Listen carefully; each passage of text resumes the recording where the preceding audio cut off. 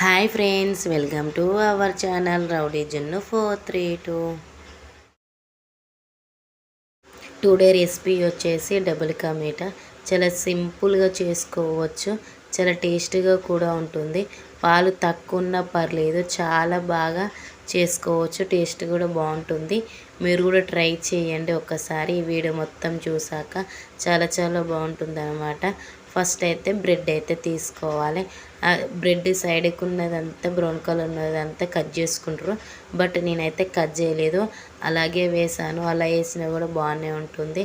అలా చిన్న చిన్న పీసులు అయితే కట్ చేసుకున్నాను. ఒక బ్రెడ్లో 4 పీసెస్ వచ్చేలాగా కట్ చేసుకొని అవన్నీ పక్కకు పెట్టేసుకొని ఒక ప్యాన్ అయితే పెట్టేసుకొని అందులో అయితే నెయ్యి అయితే పోసాను. నేనైతే నెయ్యితో చేస్తున్నాను, ఆయిల్తో అయితే చెయ్యట్లేను.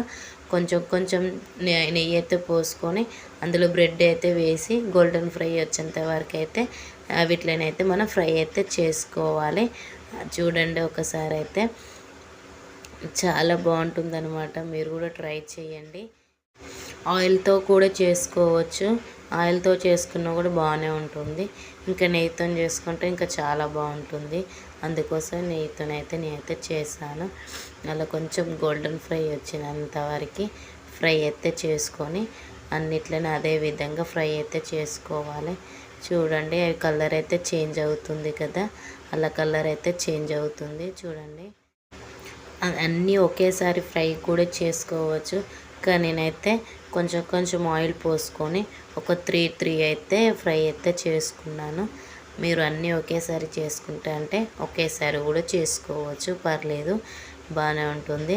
అన్నీ చూడండి గోల్డెన్ కలర్ అయితే వచ్చేసాయి. అన్నిట్లను ఒక గిన్నెలకి అయితే తీసుకోవాలి. అన్నీ అదే విధంగా అయితే మనం గోల్డెన్ కలర్ వచ్చేంత వరకు అయితే ఫ్రై అయితే చేసుకోవాలి. చూడండి అవి ఒత్తుతూ ఉంటే దాంట్లోకి ఇలా నెయ్యి అంతా సపరేట్ అయితే అవుతుంది కదా, అలా అయితే చేసుకోవాలి. అవన్నీ పక్కకైతే నేనైతే తీసేసుకున్నాను. చూడండి ఇక్కడైతే ఇంకా ఉన్నాయి కదా, అవన్నిట్లని నెయ్యితో అయితే చేసేసాను. చూడండి అన్నీ అయితే కంప్లీట్ అయితే అయిపోయాయి ఫ్రై అయితే చేసుకోవడం. ఇప్పుడైతే మనమైతే ఒక పాలైతే వీటినైతే పక్కకు పెట్టేసి నేనైతే ఇంతకుముందే పాలైతే వేడి చేసుకొని పక్కకైతే పెట్టేసుకున్నాను. ఒకసారి మీకు చూపిద్దామని చెప్పేసి గ్లాసులో అయితే పోసుకున్నాను. ఒక గ్లాస్ పాలకి ఒక గ్లాస్ వాటర్ అయితే కలుపుకున్నాను నేనైతే. మీరు మొత్తం పాలతో చేసుకుంటారంటే పాలతో చేసుకోవచ్చు. కొన్ని పాలు ఉన్నాయి కదా, అందుకోసమే నేను అలా అయితే చేశాను. కొన్ని పాలతో ఉన్న అలా వాటర్ కలిపి చేసుకోవచ్చు, చాలా బాగానే ఉంటుంది టేస్ట్.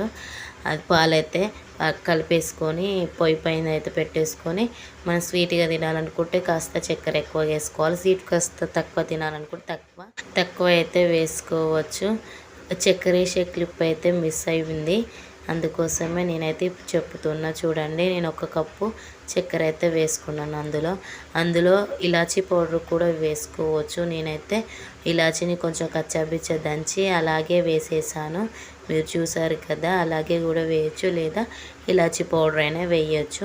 అవి కాస్త పాలు మరిగాక చక్కెర అంతా కరిగాక ఇందాక మనం ఫ్రై చేసుకున్న బ్రెడ్ని మొత్తం అందులో అయితే వేసుకోవాలి. వేసుకొని ఒక 5 మినిట్స్ అయితే అందులో అయితే వదిలేస్తే అందులో కొంచెం కుక్ అవుతాయి అన్నమాట. అవంతా మెత్తగా అయిపోతాయి, స్మాష్ అయిపోతాయి అన్నమాట. చూడండి పైన అయితే మొత్తం నెయ్యిలో చేశాను కదా, నెయ్యి ఎట్లా కనిపిస్తుందో పైకి. చూడండి దాన్ని అయితే అలా వదిలేసినాక కొంచెం అయితే ఉడకడం అయితే స్టార్ట్ అయిపోయింది. ఇక దాన్ని అయితే ఒకసారి మంచిగా కలబెట్టేసుకొని చూడండి ఆ విధంగా అయితే వచ్చేసింది. ఆల్మోస్ట్ అయితే డబుల్ కా మీఠా అయితే కంప్లీట్ అయితే అయిపోయింది. ఫైనల్ లుక్ చూడండి ఎలా ఉందో, చాలా బాగుంది కదా. ఫైనల్ లుక్ ఇదన్నమాట. లాస్ట్లో ఇక ఒక్కసారి కలబెట్టేసుకొని స్టవ్ అయితే ఆఫ్ చేసేసుకోవడమే. నేనైతే స్టవ్ అయితే కూడా ఆఫ్ చేసేసుకున్నాను. చాలా బాగా వచ్చింది కదా. లాస్ట్లో మీ దగ్గర డ్రై ఫ్రూట్స్ ఉంటే అవి కూడా వేసుకోవచ్చు, బట్ నా దగ్గర లేవు కాబట్టి నేనైతే వేయలేదు. ఇదైతే చల్లారిన తర్వాతకి ఇలా ఉందన్నమాట. బాగుంది కదా చూడడానికి. ఇక్కడైతే మా పాప తింటానైతే చెప్పింది, మా పాప కోసం అయితే వేస్తున్నా, తినింది, చాలా బాగుందని అయితే చెప్పింది.